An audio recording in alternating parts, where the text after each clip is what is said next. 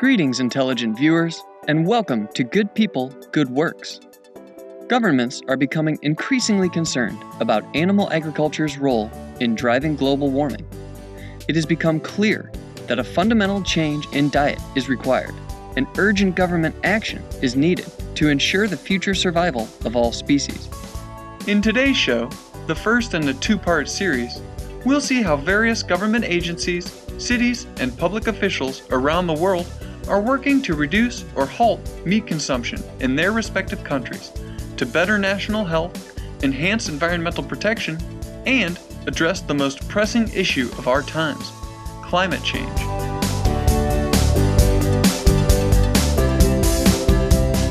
It's clear that climate change is a massively urgent issue. Scientists from the Intergovernmental Panel on Climate Change clearly agree that we've got to take urgent action over the next few years to reduce carbon emissions by a substantial amount and avoid the worst excesses of climate change and the effect that it will have around the world. The 2006 Food and Agriculture Organization of the United Nations report, Livestock's Long Shadow, concluded that livestock raising is enormously damaging to our biosphere, as it fouls our waterways and seas with huge quantities of animal waste, fills the atmosphere with tremendous amounts of toxic greenhouse gases, and consumes nearly a third of the Earth's land surface, with this invaluable space being occupied by intensive animal agriculture-related activities. Methane and nitrous oxide released into the atmosphere are 72 and 275 times more warming than CO2 respectively over a 20-year period, and these and other greenhouse gases from the livestock industry are rapidly heating our planet. Moving away from factory farming would really help us to tackle climate change, and there's a number of reasons for that. One of them is the deforestation that's happening in so many parts of the world, which is affecting indigenous communities and wildlife, but it's certainly increasing climate change as well. And one of the main reasons for deforestation is clearing land for intensive rearing of animals or for growing food to feed to those animals, when we know that crop production is a far more efficient way of feeding people. So ending deforestation is one of the arguments, but of course the emissions from intensive farming, including methane emissions, are very substantial and have a real effect on the changes in the environment that we're seeing.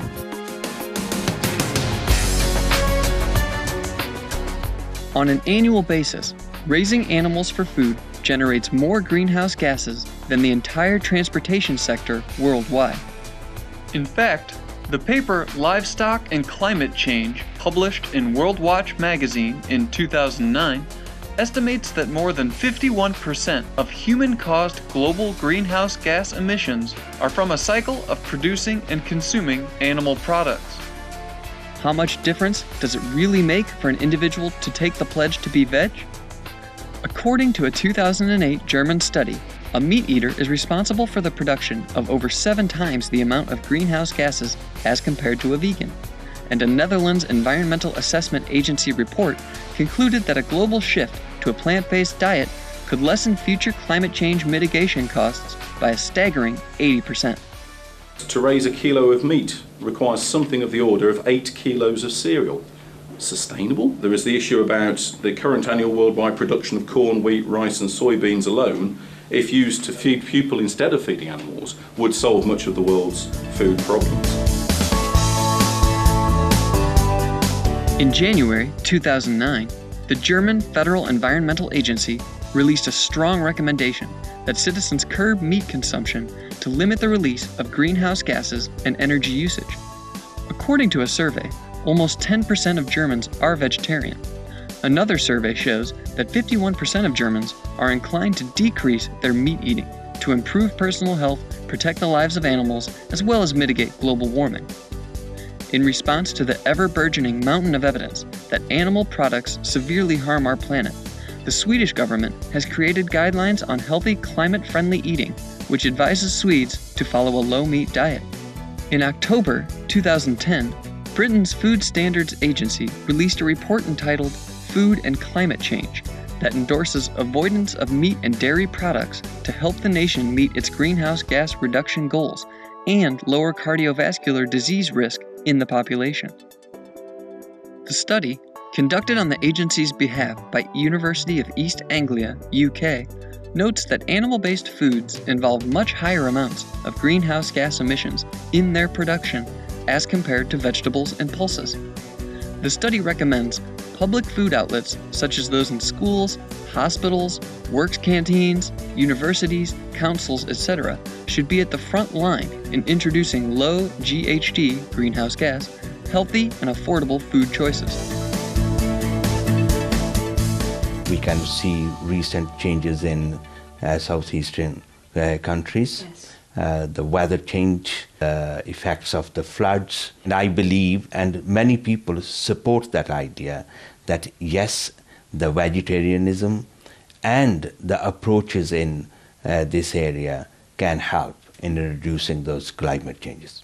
Eating less meat will help in reducing the carbon footprints, reducing use of water and other areas. At the same time, it's a campaigning matter which we need to go out in public, raising the awareness, making sure that people participate in it and becomes role models in that.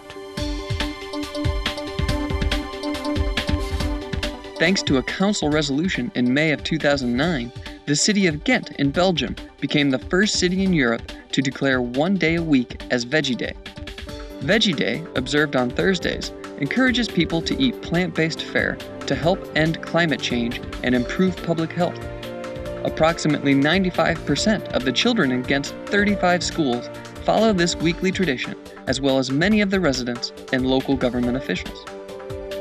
Two other cities in Belgium, Hasselt and Mechelen, have now joined Ghent in declaring Thursdays as Veggie Day. In January 2010, Bremen in northern Germany became the first German city to declare one day a week as a meat-free day. A key thing is try to move towards a lower meat consumption, because meat has a higher emissions of CO2. And for example, in our office in Belgium, we've said that each lunchtime, if we have a meeting, we never have any fish or never any meat, only vegetarian food. Things like meat-free Mondays, it's just sort of that little bit of personal action that you can take that will actually make a difference. And I think that getting across to people that what they do does make a difference, even though they're one little voice. If you add all those voices together, you can really bring about quite dramatic social change. And that's the role of politicians, trying to make people's voices heard and empower them to actually influence things is really important.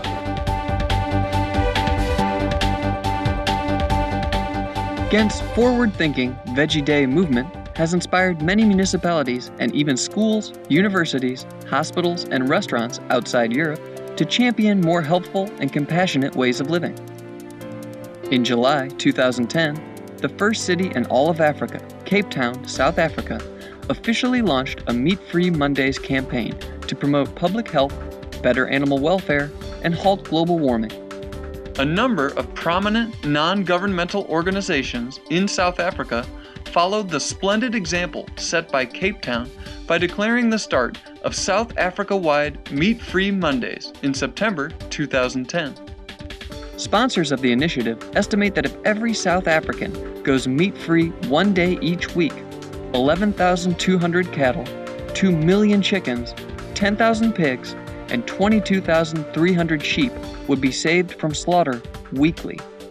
In the Americas, the city of Sao Paulo, Brazil, began a day without meat in October 2010 with the support of organizations such as Vegetarian Magazine and Greenpeace to encourage residents to join the veg trend and preserve their precious environment.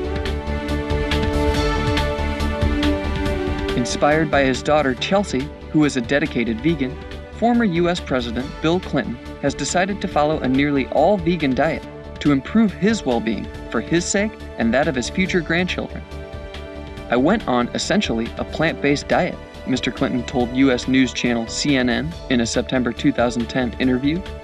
I live on beans, legumes, vegetables, and fruit. I drink a protein supplement every morning. No dairy. Mr. Clinton's dietary changes have motivated many more around the U.S. as well as worldwide to adopt a more healthful and environmentally friendly diet. On his most recent visit to Formosa, Taiwan, in November 2010, Mr. Clinton shared his delightful vegan experiences with the president of Formosa, Taiwan, His Excellency Ma Ying Zhou, and both enjoyed a delicious, nutritious, plant-based meal together. Turning to Asia, former South Korean National Assembly member and current president of the New Progressive Party, Mr. No Hui-chan, announced as part of his 2010 campaign for mayorship of Seoul 5 public pledges, including a free, eco-friendly school meals program for the city's children. 축산 과정에서 나오는 그러한 이제 온실가스, 배출 이런 것들이 이제 환경을 파괴하는 측면들이 있습니다. 그렇기 때문에 이제 환경 보호를 위해서도 그리고 생태 환경을 유지하기 위해서도 채식이 굉장히 중요한 역할을 한다고 생각되고 그런 점에서 보면은 이 자동차 없는 날도 중요하지만 고기 안 먹는 날이 훨씬 더 중요할 수 있다고 생각되고. Sharing that he avoids eating meat himself as much as possible, Mr. No further stated that respect for animals is also an important determinant of a nation's progress. 채식은 좋은 환경을 만드는 데에도 결정적인 영향을 미친다는 걸 더 많은 사람들이 알아야 할 것 같습니다. 채식은 진보다! According to a survey conducted in mid-October 2010 in Formosa, Taiwan, by the government's Ministry of Education, approximately 86% of elementary, junior, and senior high schools on the island are offering plant-based meals to their students to promote healthy lifestyles and reduce global warming, with 3 schools now providing such meals 3 times a week. 我们会鼓励我们的小孩子的话，多吃一点蔬菜啊，多吃一点蔬菜的话，对小孩子的话健康来讲的话，它是一个最好的一条途径哈。我们还是希望学校可以多多给小孩子们一点点教育，然后因为囡仔一个应用的家庭。好，但回家去的话，就影响到家长。那么家长的话，就会影响到整个社会哈。其实是加素，其实营养分是针对当照顾较好的对哈。安尼卖食一寡物件，你就伫咱的身躯内底时，针对是种障碍累积嘛哈。但是这就是嘛是爱靠营养师，所以我后来拜托迄个阮的教育处内底时，学校的营养师里头的话，也要善尽他的责任哈。所以我们希望的话，在素食里头的话，再来的话，就要推好吃的蔬食餐。In closing, we share this encouraging message from Heri Zutiando, Mayor of Yogyakarta, Indonesia. Kepada masyarakat Yogyakarta maupun juga masyarakat dunia, pertama terus lakukan kita penghijauan, tanam pohon dimanapun ada tanah yang memang bisa kita tanami. Dimanapun tempat bisa kita tumbuhkan tanaman. Kedua, ayo kita manage sampah dengan sebaik-baiknya. Kemudian juga pesan saya, ayo kita kurangi polusi udara dengan memakai kendaraan yang memang tidak berenergi dari fosil dan menghasilkan polusi. Ayo kita bersama-sama juga saya ingin bahwa konsumsi makanan yang daging identik dengan kemakmuran itu sesuatu yang salah dalam pemahamannya. Kita beragamkan menu makanan kita. Ayo, be fact, go green, to save the planet.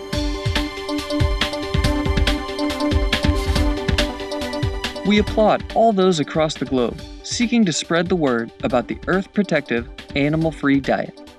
May your fine efforts soon bring us an age where peace is always on our plate. Wise viewers, we appreciate your blessed company today on Good People, Good Works. Please join us again next Sunday for part 2 of our program on how governments are promoting vegetarianism. Coming up next is the world around us after noteworthy news. May our planet awaken now and switch to the wonderful vegan lifestyle. For more details, please see www.suprememastertv.com/GPGW.